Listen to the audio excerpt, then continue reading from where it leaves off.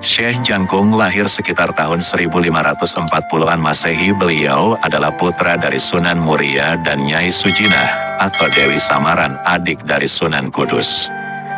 Beliau terlahir dengan nama Raden Syarifuddin atau sering disebut dengan Saridin. Syekh Jangkung mempunyai 4 istri, yaitu pertama, Sarini dan dikarunia putra, Raden Bagus Momok Lando. Kedua, Raden Ayu Retno Jinoli yang merupakan kakak Sultan Agung Kerajaan Mataram. Ketiga, Raden Ayu Pandan Arum putri Kerajaan Cirebon yang dianugerahi putra, Momok Hasan Basori atau Raden Tirto Kusumo. Keempat, Rohayati putri dari Patih Palembang dan dikaruniai putra, Momok Hasan Haji. Syekh Jangkung dikenal sebagai wali Allah penuh karomah. Beliau punya sejarah panjang dengan berbagai macam versi dan terus menjadi buah bibir bagi masyarakat luas. Dari segi nama, ada yang menyebut Syekh Jangkung karena kisahnya bersama Sunan Kalijaga. Serta ada juga yang menjulukinya Kiai Lando karena pernah memelihara kerbau Lando. Melalui ringkasan Dr. Darmanto, penilik kebudayaan Kecamatan Kajen dalam Saridin, seri 1 yang sumbernya didapat dari cerita lisan masyarakat sekitar, ada 2 versi kisah kelahiran dan masa kecil Mbah Saridin. Versi pertama, dari kisah tutur masyarakat ada yang menceritakan bahwa Mbah Saridin merupakan anak kandung Sunan Muria dan Dewi Sujinah. Sengaja dipondokkan ke tempat Kiai Ageng Kiringan, mengingat hubungan dekat antara 2 keluarga, yaitu Syekh Muhammad Abdul Syakur, bapak kandung dari Kiai Ageng Kiringan yang merupakan santri kesayangan Sunan Muria. Sementara versi kedua, Kiai Ageng Kiringan merupakan ayah angkat dari Saridin. Kiai Ageng Kiringan atau Syekh Abdullah Asyik Ibnu Abdul Syakur bersama dengan Nyai Ageng Dewi Limaran atau Nyai Ageng Kiringan dan keduanya merupakan murid setia Sunan Muria. Kakak angkat Mbah Saridin adalah Nyi Branjung, anak tunggal dari Kiai Ageng Kiringan dan Dewi Limaran. Ketika masih bayi, Mbah Saridin dilarung di aliran sungai Tayu Yitna. Kemudian diambil oleh Sunan Kalijaga dan diberikan kepada Kiai Ageng Kiringan yang sebelumnya telah bertirakat penuh 3 hari 3 malam di pinggiran sungai saat fajar tiba. Ibu kandung beliau sendiri merupakan Dewi Sujinah, adik dari Sunan Kudus. Sunan Muria juga berpengaruh besar terhadap jalan kewalian Mbah Saridin. Bila ditarik kesimpulan secara runtut, Mbah Saridin memiliki nasab kewalian dari Sunan Muria, dinaikkan garis ke atas sampai pada nama Sayyidina Husein. Namun mendapat gemblengan kanuragan dari 3 tokoh besar yakni Sunan Bonang, Sunan Kudus, serta Sunan Kalijaga. Adapun gelar jangkung beliau dapat dari gurunya dan juga kakeknya yaitu Raden Sahid atau Sunan Kalijaga. Karena Saridin ini selalu dijangkung oleh gurunya. Makna kata jangkung menurut bahasa Indonesia dilindungi, diayomi, dipelihara, dididik, dan selalu dalam naungannya. Masa kecil Syekh Jangkung. Bagi sebagian warga Pati, Jawa Tengah, nama Syekh Jangkung tidak bisa dilepaskan dengan cerita mengenai kesaktian Syekh Jangkung atau juga dikenal sebagai Saridin yang begitu melegenda. Menurut Babat Pati, Saridin adalah anak angkat Kiai Ageng Kiringan yang ditemukan di pinggir sungai. Selama ini Kiai Ageng Kiringan memang mendambakan anak lelaki meski telah memiliki putri yang bernama Nyi Branjung. Berkat doanya yang khusyuk, pada suatu hari ditemukanlah seorang bayi laki-laki dengan perantara gaib Sunan Kalijaga yang mengatakan sesungguhnya bayi itu adalah putra Sunan Muria. Bayi itu berselimutkan kain kemben yang berasal dari kain penutup dada sang ibu. Asuhlah dengan bijak, agar kelak menjadi anak yang berbakti kepada orang tua dan agama. Adapun kemben itu kelak akan menjadi senjata yang ampuh untuk mengatasi setiap bahaya yang mengancamnya, kata Sunan Kalijaga seperti dimimpikan oleh Kiai Ageng Kiringan. Tentu saja Kiai dan Nyai Ageng Kiringan sangat berbahagia dan berjanji akan melaksanakan amanat dari Sunan Kalijaga itu sebaik-baiknya. Mereka sadar bahwa mereka hanyalah orang desa. Bersepakatlah untuk memberi nama sang bayi itu sesuai dengan adat pedesaan, yaitu Syarifuddin. Untuk memudahkan masyarakat Jawa mengucapkannya sesuai logat, nama Syarifuddin berubah menjadi Saridin. Dengan penuh kasih sayang suami istri itu mendewasakan Nyi Branjung dan Saridin sebagai kakak beradik hingga keduanya berumah tangga. Setelah beranjak remaja, Kiai Ageng Kiringan mengirimnya untuk berguru kepada Sunan Kalijaga dan Sunan Bonang. Wajar saja kalau Saridin memiliki ilmu pengetahuan agama yang sangat luas. Akan tetapi tidak pernah membuat beliau menjadi sombong. Bahkan beliau bersikap lugu layaknya orang desa. Setelah beranjak dewasa, Nyi Branjung kakak Saridin dinikahkan dengan Prawiroyudo, seorang abdi dalam Tumenggung Niti Kusumo dari Mataram yang menjadi buronan. Setelah Kiai Ageng Kiringan wafat, Prawiroyudo mengajak Branjung pindah ke Miyono. Setelah di Miyono, Prawiroyudo berterus terang bahwa dirinya adalah buronan Kasultanan Mataram dan meminta agar ia kini dipanggil Ki Branjung. Ketika tinggal bersama kakaknya di Miyono inilah Saridin bertemu dan menikah dengan Sarini, putri tunggal Kiai Trunoyupet. Dari pernikahan ini Saridin dikaruniai seorang anak laki-laki yang diberi nama Momok. Nyi Branjung dan Saridin oleh orang tuanya mendapat peninggalan warisan berupa kebun pohon durian. Dan keduanya telah setuju untuk membagi uang hasil penjualan panenan buah durian tersebut.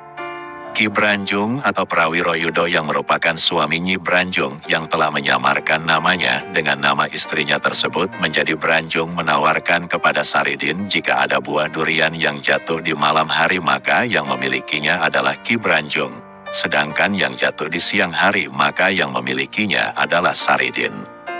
Untuk menjaga hubungan yang baik dengan saudaranya, Saridin menerima dengan senang hati tawaran Branjung tersebut. Saridin adalah seorang yang sakti. Ia kemudian bersemedi pada malam hari memohon kepada Tuhan Yang Maha Kuasa agar durian-durian itu tidak ada yang jatuh pada malam hari, tetapi berjatuhan pada siang hari. Dengan demikian, sesuai dengan perjanjian maka durian-durian itu menjadi milik Saridin. Allah Subhanahu wa Ta'ala mengabulkan permohonan Saridin. Ternyata buah durian yang jatuh di siang hari lebih banyak daripada buah durian yang jatuh di malam hari. Sehingga membuat Ki Branjung mengadakan tawaran lagi, yaitu Saridin mendapat buah durian yang jatuh di malam hari dan kakaknya Branjung mendapat bagian buah durian yang jatuh di siang hari. Harapannya ialah memperoleh banyak durian yang berjatuhan di siang hari. Allah Maha Adil. Sekali lagi Saridin memohon dan bersemedi agar durian-durian itu tidak dijatuhkan pada siang hari, tetapi pada malam hari. Permohonan Saridin terkabul. Durian-durian berjatuhan pada malam hari. Hal ini membuat Branjung kecewa dan penasaran, karena tidak mendapatkan durian. Maka mencari akal bagaimana cara untuk mendapatkan durian-durian itu. Maka muncullah niat buruk Branjung untuk mencuri durian-durian yang jatuh pada malam hari. Agar niat Ki Branjung untuk mencuri buah durian tidak diketahui oleh Saridin, ia menyamar dengan memakai pakaian dari kulit harimau. Saridin merasa keheranan mengapa buah durian yang biasanya jatuh banyak di malam hari tidak ada yang jatuh. Setelah diteliti ternyata dicuri oleh harimau. Saridin kemudian membuat tombak runcing dari bambu. Pada saat harimau mencuri buah durian, Saridin menusukkan tombak bambu tersebut tepat pada tubuh harimau hingga tewas. Tidak disangka ternyata yang dibunuh bukan harimau, tetapi kakak iparnya sendiri. Masa menjalani hukuman di Kadipaten Pati. Masyarakat desa Miyono gempar. Ki Branjung, salah satu warga yang cukup terpandang karena kekayaannya, ditemukan tewas di kebun belakang rumahnya.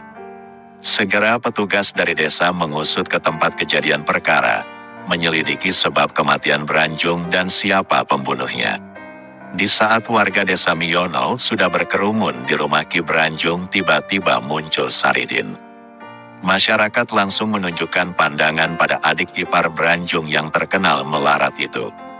Saridin datang dengan sebilah bambu runcing yang ujungnya berlumuran darah. Segera Saridin dipanggil. "Kemari kamu, Din," ujar seorang petugas. "Saya, Tuan," jawab Saridin. "Kamu tahu siapa yang membunuh Branjung?"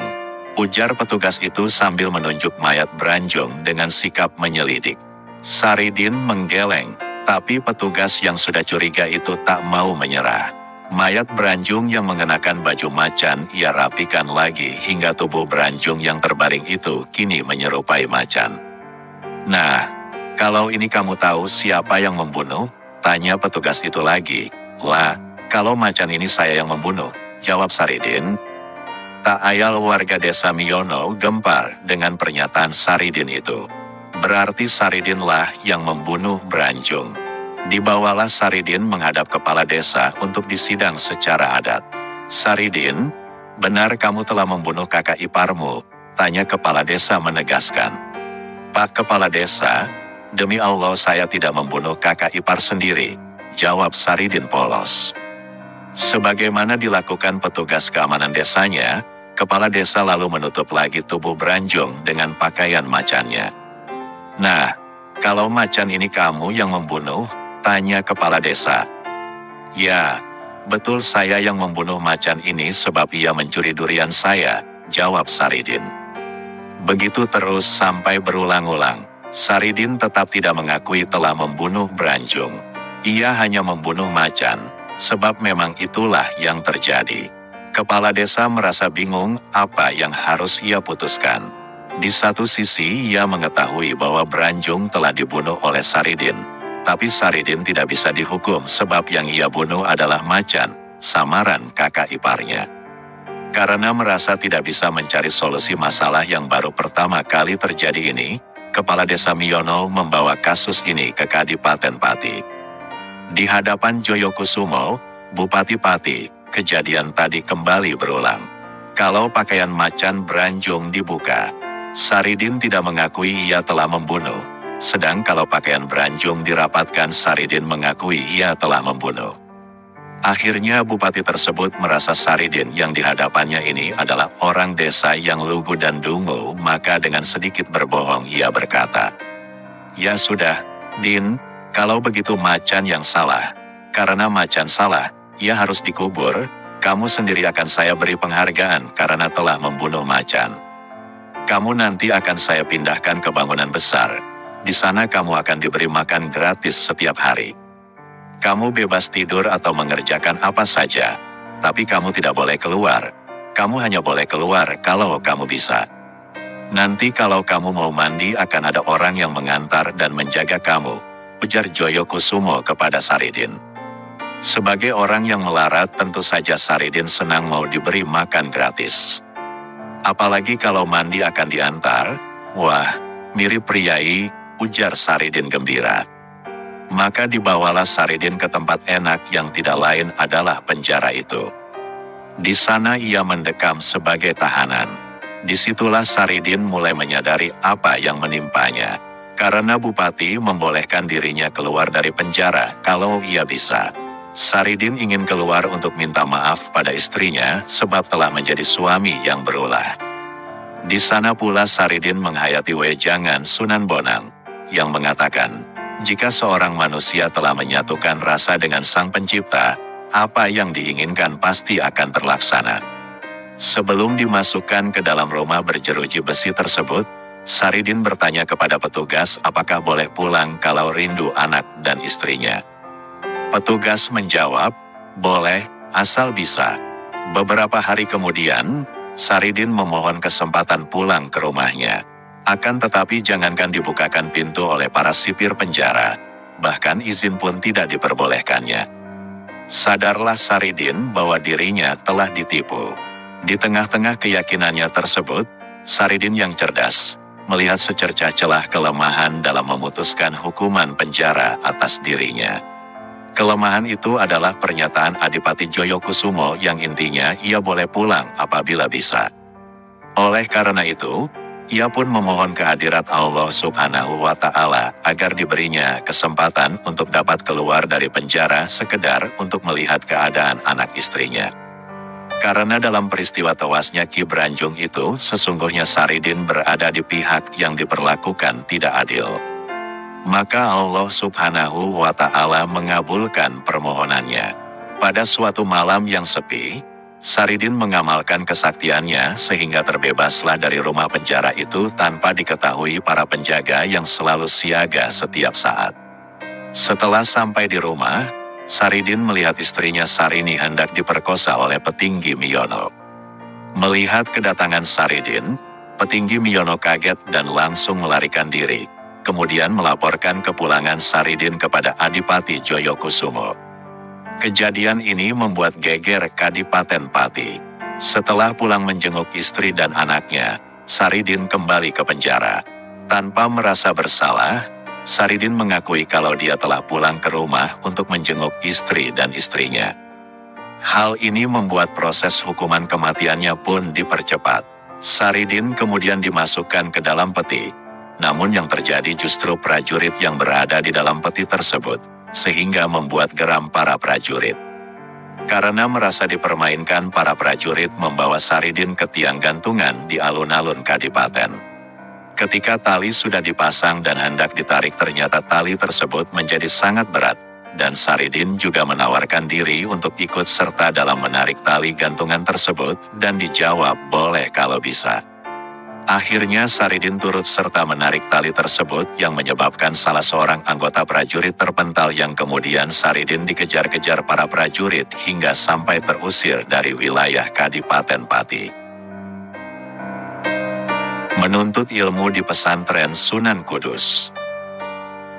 Berkat pertolongan dari Allah yang melekat pada dirinya, beliau berhasil meloloskan diri, dan sejak saat itu, Saridin hidup sebagai buronan Kadipaten Pati. Dalam keadaan sedih, hidup sebagai buronan, Saridin bertemu dengan Sunan Kalijaga. Kemudian Sunan Kalijaga mengingatkan agar ia tidak sembarangan dalam menggunakan anugerah kelebihan yang melekat pada dirinya. Sunan Kalijaga menyarankan Saridin untuk berziarah ke makam ibunya di Keringan. Oleh karena itu, Saridin pun bergegas pergi ke makam Nyi Sujinah. Setelah beberapa malam lamanya nyepi di makam Nyi Sujinah bergelar Dewi Samaran, Saridin pun bertemu dengan ibunya itu. Dalam mimpinya tersebut, ibunya menyarankan agar ia berguru kepada Sunan Kudus. Akhirnya beliau pun tinggal untuk menuntut ilmu di pesantren Kudus. Sesuai tradisi di pesantren Kudus, kefasihan dan kemerduan suara dalam membaca Al-Quran dan lain-lain menjadi prioritas utama. Membaca syahadat pun mesti seindah mungkin. Sehingga wajar santri pesantren kota Kudus begitu fasih dalam membaca Al-Quran. Pada satu waktu Sunan Kudus mengadakan pengujian terhadap semua santri termasuk Saridin, untuk membaca syahadat satu persatu. Semua santri begitu fasih dan lancar dalam membaca syahadat. Ketika tiba saatnya Saridin harus menjalani tes membaca syahadat, beliau berdiri tegap, berkonsentrasi. Tangannya bersedekap di depan dada, matanya menatap ke depan, kemudian menarik napas sangat panjang beberapa kali. Bibirnya komat kamit entah membaca aji-aji apa, atau itu mungkin latihan terakhir baca syahadat. Kemudian semua santri terhenyak. Saridin melepas kedua tangannya. Mendadak beliau berlari kencang menuju salah satu pohon kelapa, dan memilih kelapa yang paling tinggi terus meloncat. Memanjat ke atas dengan cepat, dengan kedua tangan dan kedua kakinya, tanpa perut atau dadanya menyentuh batang kelapa. Para santri masih terkesima sampai ketika akhirnya Saridin tiba di bawah belarak-belarak daun kelapa kering, di puncak batang kelapa. Beliau menyibak lebih naik lagi, melewati gerumbulan bebuahan, terus naik dan menginjakkan kakinya di tempat teratas. Kemudian tak disangka-sangka Saridin berteriak dan melompat tinggi dan melampaui pucuk kelapa. Kemudian badannya terjatuh sangat cepat ke bumi. Samina wa atana, aku telah mendengarkan dan aku telah mematuhi. Gemparlah seluruh pesantren dan penduduk berduyun-duyun berkumpul dalam ketidakmengertian dan kekaguman. Saling bertanya dan bergumam namun tidak menghasilkan pengertian apapun. Akhirnya Sunan Kudus mengumpulkan para santri dan penduduk masuk ke dalam masjid.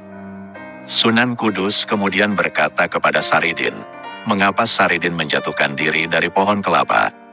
Saridin menjawab, "Kalau hanya sekedar mengucapkan kalimat syahadat seperti yang dilakukan para santri seperti tadi, anak kecil pun bisa. Maka, saya memaknai syahadat dengan menjatuhkan diri dari pohon kelapa seperti ini.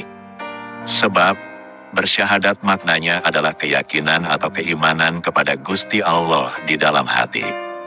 Begitulah makna hakikat kalimat syahadat yang ada dalam benak Saridin. Itu mengisyaratkan adanya keyakinan yang mendalam dalam diri Saridin. Kepasrahan total kepada Sang Pencipta. Jika dengan menjatuhkan diri dari pohon kelapa tadi akhirnya mati, berarti ketetapan kematiannya memang saat itu juga. Karena tidak mati, berarti dia memang belum saatnya mati.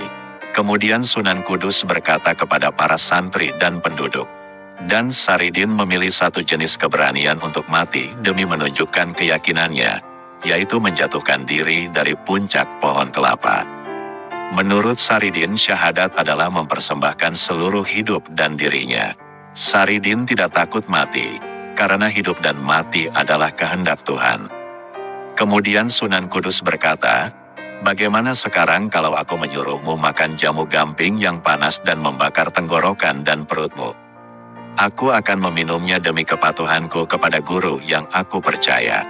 Tapi kalau aku kemudian mati, itu bukan karena air gamping, melainkan karena Allah memang menghendaki aku mati." Sunan Kudus melanjutkan, "Bagaimana kalau aku mengatakan bahwa tindakan yang kau pilih itu memang tidak membahayakan dirimu, insya Allah, tetapi bisa membahayakan orang lain? Maksud Sunan, bagaimana kalau karena kagum kepadamu lantas kelak banyak santri menirumu dengan melakukan tarekat terjun bebas semacam yang kau lakukan? Kalau itu terjadi, yang membahayakan bukanlah aku Kanjeng Sunan, melainkan kebodohan para peniru itu sendiri." Jawab Saridin, "Setiap manusia memiliki latar belakang, sejarah, kondisi, situasi, irama, dan metabolismenya sendiri-sendiri. Maka Allah melarang taklid, peniruan yang buta. Setiap orang harus mandiri untuk memperhitungkan kalkulasi antara kondisi badannya dengan mentalnya, dengan keyakinannya, dengan tempat ia berpijak, serta dengan berbagai kemungkinan sunatullah atau hukum alam permanen. Kadal jangan meniru kodok, gajah jangan memperkembangkan diri seperti ular, dan ikan tak usah ikut balapan kuda." Sunan Kudus bertanya lagi, "Orang memang tak akan menyebutmu kadal, kuda, atau kodok, melainkan bunglon, apa katamu? Kalau syarat untuk terhindar dari mati atau kelaparan bagi mereka adalah dengan menyebutku bunglon, aku mengikhlaskannya. Bahkan kalau Allah memang memerintahkanku agar menjadi bunglon, aku rela. Sebab diriku bukanlah bunglon, diriku adalah kepatuhanku kepadanya." Akhirnya seluruhnya yang hadir terdiam. Tak lama kemudian Sunan Kudus membubarkan acara tersebut. Karena murid baru beliau sering dikerjai oleh murid-murid lama, para santri setiap hari diwajibkan mengisi tempat air untuk wudhu. Nah, Saridin yang juga terkena kewajiban itu rupanya tidak kebagian ember. Para santri lama tak ada satupun yang mau meminjamkan ember padanya. Melihat Saridin bingung kesulitan mendapatkan ember, seorang santri bilang dengan maksud mengolok, "Din, kamu tidak kebagian ember ya? Tuh ada keranjang, bawa saja air di sumur itu pakai keranjang," ujar santri itu sambil menahan senyum. Terdorong melaksanakan kewajibannya, Saridin membawa saja keranjang rumput itu. Ajaib, air yang seharusnya lolos di sela-sela lubang keranjang itu, malah dapat tertampung hingga Saridin dapat mengisi tempat wudhu sampai penuh. Para santri yang melihat hanya melongo melihat ulah Saridin. Berita itu akhirnya sampai kepada Sunan Kudus. Di hadapan mursyidnya itu Saridin dengan jujur menceritakan semuanya tanpa ada satupun yang tertinggal. Menganggap Saridin sedang menyombongkan diri dengan kelebihannya, Sunan Kudus selalu mengetes Saridin. "Din, kamu kan tadi mengisi air. Sekarang di tempat wudhu itu apakah ada ikannya? Tanya Sunan Kudus. Setiap air pasti ada ikannya, Kanjeng Sunan. Begitu pula di tempat air wudhu itu, jawab Saridin polos. Para santri yang mendengar jawaban Saridin kontan tertawa. Mana mungkin tempat wudhu ada ikannya, pikir mereka. Tapi setelah dicek memang betul ditemukan ikan di dalamnya. Sunan Kudus gusar melihatnya. Kali ini Sunan Kudus merasa ditantang. Baik, Saridin, sekarang apa yang ada di tanganku ini? Ujar Sunan Kudus. Buah kelapa, Kanjeng, jawab Saridin pelan. Katamu setiap air ada ikannya, kelapa ini di dalamnya ada airnya. Apakah kau tetap mengatakan bahwa dalam kelapa ini ada ikannya? Tanya Sunan Kudus lagi. Ada Kanjeng, jawab Saridin polos. Kembali hadirin tertawa karena menganggap Saridin dungu. Tapi setelah kelapa itu dibelah kagetlah mereka semua, termasuk Sunan Kudus, karena di dalamnya ada ikan hidup yang berenang di air kelapa. Menganggap Saridin melakukan hal-hal yang tak patut, yaitu memperlihatkan karomah diri pada orang lain. Menyadari bahwa budaya memamerkan segala bentuk anugerah Allah bisa mengancam eksistensi pesantren Kudus sebagai salah satu pusat dakwah Islamiyah, maka Sunan Kudus mempersilahkan Saridin untuk meninggalkan wilayah Kudus dan tidak menginjakkan kakinya di bumi Kudus. Setelah diusir oleh Sunan Kudus, Saridin tidak pulang ke Lando, namun masuk ke dalam Jumbleng, tempat buang air besar. Kaputren Kudus untuk bertapa. Keberadaan Saridin kemudian diketahui oleh salah satu putri Kudus yang hendak buang air. Putri Kudus tersebut tak lain adalah Nyai Sunan. Ketika Nyai Sunan Kudus merasa akan buang air besar, maka masuklah Nyai Sunan ke Jumbleng atau WC tersebut. Baru saja Nyai Sunan ingin jongkok, Saridin tertawa terbahak-bahak. Nyai Sunan terkejut dan tak mengira sama sekali bahwa tempat itu telah ada manusia masuk. Serta-merta Nyai Sunan lari untuk melaporkan hal itu kepada Sunan Kudus. Demi mendengar laporan Nyai Sunan, Sunan Kudus segera ke belakang menyatakan kemarahannya. Para santri pun serentak menghambur ke arah Jumbleng. Mereka hendak mengeroyok Saridin. Namun Sunan Kudus melarangnya karena Saridin berada di pihak yang benar, yaitu tidak menginjakkan kakinya di tanah Kudus, melainkan ia berdiri di atas batang bambu di atas kotoran manusia yang berada di Jumbleng tersebut.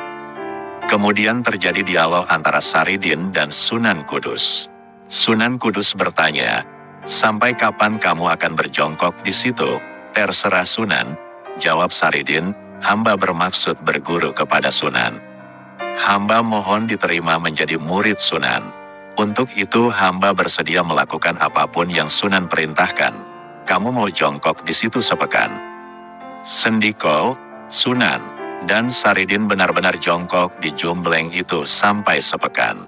Karena jengkel dengan kelakuan Saridin, akhirnya Sunan Kudus murka dan dikejarnya Saridin untuk diberikan hukuman setimpal. Tetapi Saridin berlari dan terus berlari hingga sampailah di suatu sungai dan menceburkan dirinya. Ketika Sunan Kudus sampai di tempat itu, Saridin naik ke darat dan melarikan diri dengan meninggalkan bau busuk, bacin dalam bahasa Jawa, dan akhirnya tempat tersebut diberi nama Desa Bacin. Saridin terus berlari ke arah barat. Ketika Sunan Kudus sampai di suatu tempat, Sunan Kudus beserta para pengawalnya menginjak-injak pekarangan yang baru dibuat dan rusak. Maka tempat itu kemudian disebut Desa Karanganyar dari perkataan pekarangan yang baru dibuat. Kemudian Sunan Kudus terus mengejar Saridin ke arah selatan. Saridin berlari terus dan sampai di suatu tanggul dan di situ beliau beristirahat. Di tanggul itu Saridin dengan iseng mendatangkan angin ke arah Sunan Kudus, tetapi dapat ditahan oleh Sunan Kudus. Hanya pengikutnya yang terkena angin sehingga banyak yang berjatuhan. Maka tempat tersebut diberi nama Tanggul Angin. Saridin terus berlari dan berlari, akhirnya sampai di suatu tempat ia bersembunyi dan naik di atas pohon cangkring yang tinggi. Tiada berapa lama Sunan Kudus datang dan Saridin melihat kedatangannya terus meloncat turun dan melarikan diri. Kemudian tempat itu diberi nama Desa Cangkring, diambil dari nama pohon cangkring tersebut. Saridin masih juga berlari dan tak akan mau menyerah ataupun menghentikan larinya. Jarak antara Saridin dan yang mengejarnya semakin jauh. Sampai di sebuah pasar, Saridin langsung masuk. Melihat kelakuan Saridin seperti kurang sehat akalnya, orang-orang di pasar menjadi bubar. Orang yang sedang berjualan mengemasi barang dagangannya dan orang yang sedang berbelanja terus saja lari menjauhi Saridin. Sementara itu, Sunan Kudus dan pengikutnya telah sampai di pasar itu. Melihat orang berlari-lari itu, Sunan Kudus bertanya kepada seorang di antaranya. Orang yang ditanyakannya menjawab bahwa di pasar itu telah kedatangan seorang yang berperawakan tinggi, masih muda tetapi badannya penuh dengan kotoran manusia. Mendengar penuturan itu, Sunan Kudus pun tahu bahwa orang yang dimaksudkan adalah Saridin. Berkatalah Sunan Kudus, bahwa karena orang-orang yang di pasar itu menjadi bubar, maka tempat tersebut dinamakan Pasar Bubar. Demikianlah satu babak dalam cerita Saridin yang turun-temurun dalam tradisi masyarakat Pati. Tokoh ini dikenal masyarakat sebagai seorang wali yang memiliki keluguan tiada taraf. Ia memang rakyat biasa yang polos, tapi justru karena kepolosannya itulah yang membuat menguasai ilmu hakikat. Sunan Kalijaga, wali keramat inilah yang mengajarkan Saridin ilmu hakikat. Makanya kemudian Saridin mengamalkan beberapa wejangan sufistik dari Sunan Bonang yang beliau dapatkan dari Sunan Kalijaga. Perjalanan mengembara dan dakwah Syekh Jangkung. Dengan putus asa Saridin pergi, rupanya hal yang dialaminya diketahui Sunan Kalijaga. Wali yang bijak ini lalu menasehati Saridin untuk sabar sekalipun perbuatannya tadi dilakukan tanpa maksud menyombongkan diri. Sikap Sunan Kudus juga dijelaskan oleh Sunan Kalijaga sebagai sikap yang wajar seorang manusia biasa yang merasa malu jika dipermalukan di depan orang lain di hadapan murid-muridnya. Setelah peristiwa itu, Sunan Kalijaga menyuruh Saridin mengasingkan diri untuk lebih dalam mengenal Allah Subhanahu wa Ta'ala serta menjalani latihan-latihan rohani untuk menyatu dengannya. Kemudian Saridin diperintahkan untuk bertapa di lautan, dengan hanya dibekali 2 buah kelapa sebagai pelampung. Tidak boleh makan kalau tidak ada makanan yang datang, dan tidak boleh minum kalau tidak ada air yang turun. Setelah berhari-hari bertapa di laut dan hanyut terbawa ombak, akhirnya dia terdampar di salah satu kerajaan di Pulau Sumatera, ada yang mengatakan daerah Palembang, yang belum masuk dalam kekuasaan Kerajaan Mataram. Raja tersebut menganggap remeh Sultan Agung. Saridin menyela omongan raja tersebut. Dia merasa terpanggil sebagai seorang yang sama-sama dari tanah Jawa. Beliau mengaku sebagai hamba Mataram yang mau menguji kesaktian dengan sang raja. Aku bisa menghitung kekuatan pasukan kerajaan ini, yang paduka gelar di alun-alun kerajaan, kata Saridin. Ribuan pasukan itu telah siap siaga untuk melawan Sultan Agung Mataram. Ya, coba kalau bisa kamu menghitung ribuan pasukanku dengan tepat, aku akan mengaku kalah sama kamu, Saridin. Lalu Saridin melesat dengan cepat ke atas, berlari dari ujung ke ujung tombak yang mengacung ke langit. Semua dihitung dengan cepat seperti kilat. Dia kemudian berada di hadapan raja dengan menebak jumlah pasukan yang berbaris. Raja itu pun tertunduk, bergetar dan ciut nyalinya menghadapi kesaktian Saridin. Seketika itu raja takluk di hadapan Saridin, namun dia tidak menerima sembah bakti. Saridin menyarankan untuk tunduk kepada Sultan Agung saja, sebab Saridin adalah salah satu hamba dari Mataram. Dengan demikian raja tersebut tunduk takluk kepada Sultan Agung tanpa perlawanan sama sekali. Bahkan beliau juga membantu memberantas pemberontak di sana dan dinikahkan dengan putri dari Patih Palembang yang bernama Rohayati sebagai hadiah. Selain sakti mandraguna, Saridin juga dikenal sebagai ahli berdakwah agama Islam. Beramal ibadah, membantu kaum duafa dan para fakir miskin. Konon kabarnya Saridin melanjutkan perjalanan ke Timur Tengah hingga mendapatkan gelar Syekh. Setelah lama mengembara, Syekh Jangkung ingin kembali ke daerah asalnya, yaitu Miyono. Ia kemudian dikenal sebagai sufi yang namanya cukup disegani di masa kerajaan Mataram. Ia mengajarkan konsep-konsep tasawuf pada orang-orang yang ingin mengaji padanya. Ketenaran Saridin sampai ke wilayah Mataram. Kehebatan Syekh Jangkung akhirnya sampai di telinga Sultan Agung Raja Mataram. Sultan Agung sedang bingung karena warga di Alas Roban mengadu karena saat ini banyak warga yang menderita karena Ki Jati. Penguasa Alas Roban sangat kejam dan banyak membunuh warga yang akan membuka ladang di daerah itu. Ki Jati adalah orang yang sangat sakti yang bisa berubah menjadi siluman ular yang sangat ganas. Tidak itu saja, Ki Jati yang menganut aliran sesat, selalu menculik gadis-gadis muda di sekitar Alas Roban untuk dijadikan tumbal agar dia tetap dikdaya dengan ilmu hitamnya. Sultan Agung lalu minta tolong pada Syekh Jangkung untuk menumpasnya. Syekh Jangkung lalu mendatangi Ki Jati. Terjadilah pertarungan hebat antara Syekh Jangkung dengan Ki Jati. Ki Jati kalah dan Syekh Jangkung minta agar Ki Jati berjanji akan meninggalkan Alas Roban. Namun Ki Jati masih menyimpan dendam pada Syekh Jangkung. Atas jasanya menumpas penguasa Alas Roban, Syekh Jangkung mendapat hadiah dari penguasa Mataram, Sultan Agung, untuk mempersunting kakak perempuannya, Retno Jinoli. Saat Syekh Jangkung berbahagia akan melaksanakan pernikahannya, Ki Jati yang masih dendam raganya masuk ke dalam Retni Jinoli. Syekh Jangkung kini harus berhadapan dengan siluman ular Alas Roban yang merasuk ke dalam diri Retno Jinoli. Dengan sungguh-sungguh Syekh Jangkung menyembuhkan calon istrinya. Istri Syekh Jangkung sembuh dan siluman ular yang masuk ke raga Retno Jinali diusir keluar. Wanita terah keraton Mataram itu lalu menjadi istri sah Syekh Jangkung dan diboyong ke Miyono.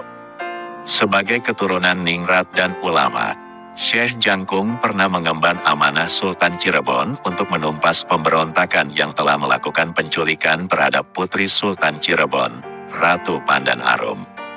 Untuk menumpasnya, Syekh Jangkung dibantu oleh Sunan Kalijaga, Sayyid Widakdo, Sayyid Abdullah Asyik, dan Sayyid Panjunan. Misi ini mendapat keberhasilan yang gemilang meskipun salah satu anggota ulama ini ada yang syahid, yaitu Sayyid Widakdo. Legenda Kebo Lando.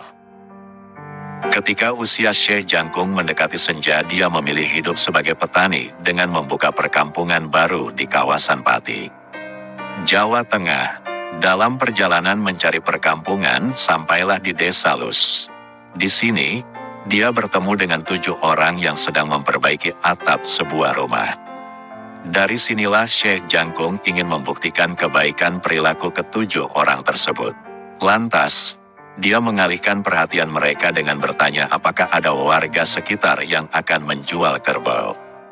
Maksud Syekh jika ada maka dia ingin membeli 2 ekor dengan alasan untuk keperluan membajak sawah.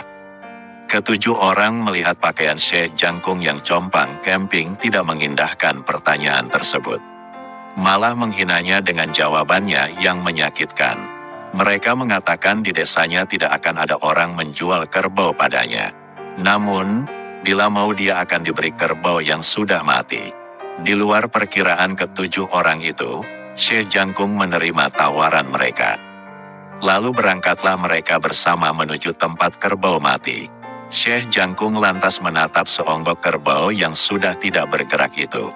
Badannya sangat besar dengan tanduk yang sudah melengkung. Melihat kerbau itu, Syekh Jangkung lantas salat dan meminta kepada Allah agar kerbau itu dihidupkan kembali. "Sekarang bangunlah," ujar Syekh Jangkung sambil mengelus-elus tanduk kerbau itu. Aneh bin ajaib, tiba-tiba kerbau itu mengibaskan ekornya menandakan dia hidup kembali.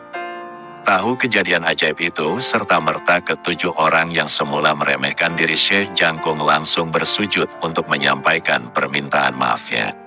Sejak itu Syekh Jangkung membuka perkampungan di tempat ke-7 orang tersebut, yang lantas dikenal dengan nama Desa Lando, Kecamatan Kajen, Pati.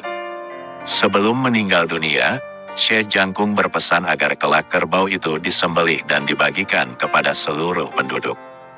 Tapi, ketika dia meninggal dunia, kerbau itu menghilang dan baru muncul pada hari ke-40. Oleh anaknya, kerbau itu disembelih dan dibagikan kepada penduduk Lando. Sementara itu, kulitnya, lulang, disimpan dengan rapi. Suatu ketika ada seorang pedagang yang kehilangan sabuk pengikat barang dagangan. Dia mengadu kepada Tirtokusumo, anak Syekh Jangkung yang akhirnya memberikan tulang kerbau peninggalan ayahnya. Namun, di pinggir kampung sapi yang mengenakan tulang kerbau itu mengamuk. Tak seorang pun yang berhasil membunuhnya. Anehnya, sapi itu tiba-tiba menjadi kebal terhadap senjata. Ketika sapi itu kelelahan, Tirtokusumo mengambil tulang kerbau itu. Dan, sapi itu pun dengan mudah bisa dibunuh dengan tombak. Dari kejadian tersebut, akhirnya masyarakat yakin jika tulang kebo Lando adalah jimat sakti untuk kekebalan. Tirtokusumo kemudian membagikan kulit tersebut dalam ukuran kecil kepada penduduk desa Lando, termasuk Sultan Agung. Keteladanan Syekh Jangkung. Meskipun jejak langkah Saridin masih merupakan misteri, namun setidaknya menurut juru kunci makam Saridin, R. Hadamhari Panotojiwo, menjelaskan bahwa Saridin dilahirkan di Lando, Kiringan, Tayu, Pati. Nama Saridin berarti inti sarinya agama, esensi agama. Maka semangat belajar atau berguru Saridin juga sangat tinggi. Guru-gurunya antara lain, Sunan Bonang, Sunan Kalijaga, dan Sunan Kudus. Kehidupan Saridin tidak terlepas dari pengaruh guru-gurunya tersebut. Seperti Mijil dan Mas Kumambang, Sunan Kudus juga ahli tasawuf dengan paham Wihdatul Wujud yang berpengaruh terhadap Saridin tentang membaca syahadat Saridin malah memanjat pohon kelapa dan menjatuhkan diri. Berbeda dengan Sunan Kudus yang memilih berdakwah dengan menetap di pesantren, Sunan Kalijaga sebaliknya, ia memilih berdakwah dengan berkeliling. Menurutnya, seluruh penjuru dunia adalah pesantren sehingga ia tidak memiliki pondok pesantren. Sunan Kalijaga melegalkan semedi dan sesaji sebagai media penyebaran Islam. Dakwahnya melalui media seperti tembang, wayang, gamelan, dan syair pujian pesantren. Sunan Kalijaga juga ahli tasawuf. Kebiasaan Saridin bersemedi kemungkinan besar mengikuti jejak Sunan Kalijaga. Demikian juga Sunan Bonang juga ahli dalam bidang dan tasawuf.